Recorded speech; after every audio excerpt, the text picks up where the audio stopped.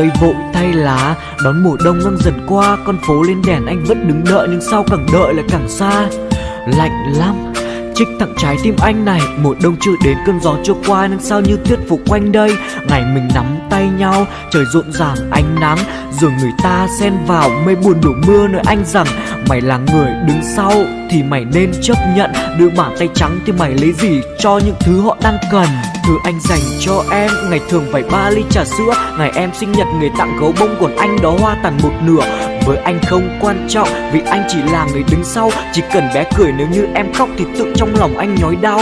Anh không cần đâu cái ôm thật chặt khi gió về, anh chẳng cần đâu trái tim nói anh làm như thế. Dù cho có cố gắng đi chăng nữa, anh cũng mãi chẳng bằng người ta. Mỗi khi con phố lên đèn nhớ em, anh lại ngồi đếm từng người qua. Anh chỉ là người đứng sau, mọi khổ đau anh sẽ nhận. Nhìn thấy nước mắt em rơi là tim anh đau gấp ngàn lần. Nếu có ai đó hỏi chuyện tình chúng mình rồi nó sẽ đi về đâu, anh sẽ trả lời một ngày nào đó anh sẽ chôn nó cùng niềm đau.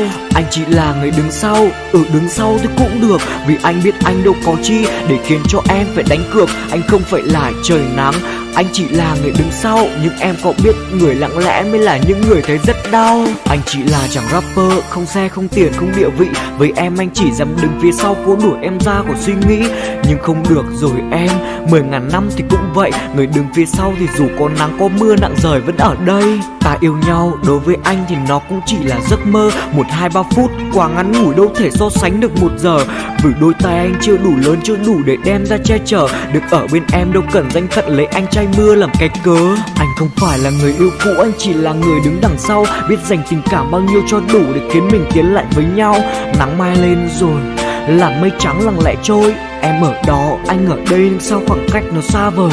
Anh không thể em mà, ai là người đi qua, còn anh ở lại đứng nhìn em một chút thầm lặng từ nơi xa.